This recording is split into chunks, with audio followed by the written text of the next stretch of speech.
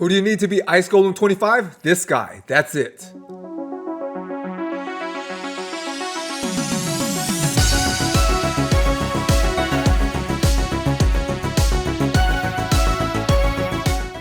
What is going on, Raider? Soda Dragon here, bringing you a true solo for Ice Golem 25.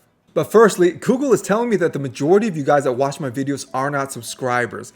So I would say please take a second and subscribe. It's free to you, it helps me out a ton, and it ensures that you guys won't be missing out on any new content of mine.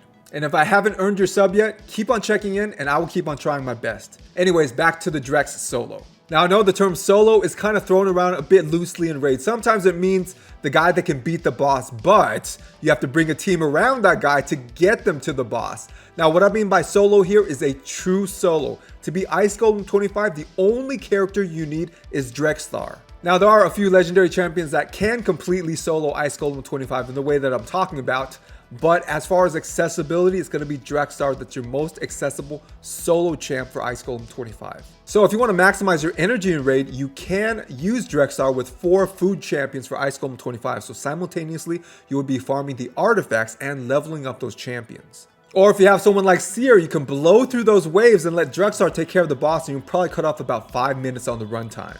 So it's up to you guys how you want to build your Drex. Obviously, the more support you bring in for him, the less stat requirements he requires because he's not soloing this whole level anymore. So guys, I mentioned this in my last Ice Golem 25 video, but the easiest combo for Ice Golem 25 is going to be here. It's going to be Syl and Drex. With Syl on the team, the stat requirements for Drexthar are going to be much lower. So where does Syl help Drex out? It's actually not on the boss. Syl actually dies on the boss, at least my Syl.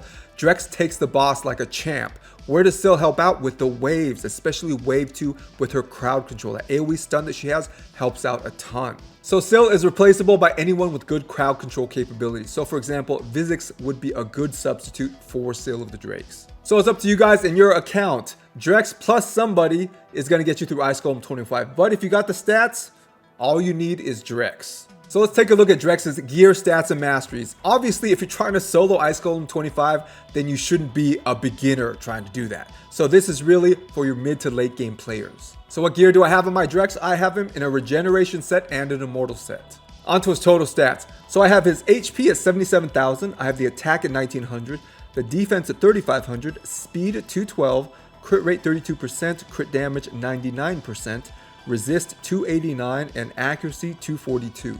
So the accuracy that we're looking at for Ice Golem 25 for the Ice Golem himself, Callistus, and the ads are 200.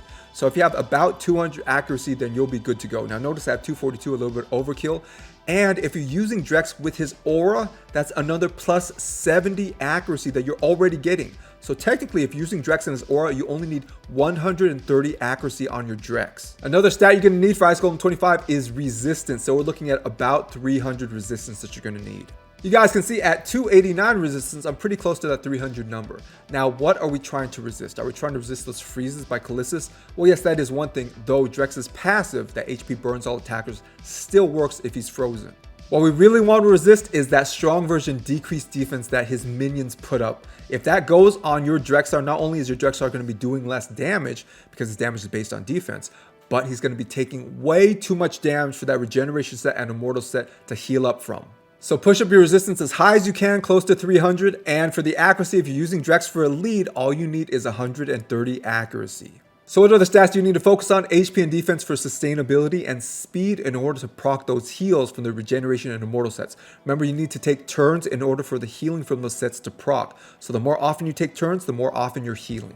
Onto his masteries. So down the offense tree here, we do have Giant Slayer, so we're getting bonus damage based off enemy max HP. And since Drex has a triple hitting A1, you're getting a slightly higher chance to proc this bonus damage than if you went War Master. And down the support tree, we have here Sniper, so we're increasing the chances of landing his HP burns. So none of his skills have a 100% chance to land his HP burns, even when he has the accuracy requirement of whatever you're facing. So this increases the chances of landing those HP burns.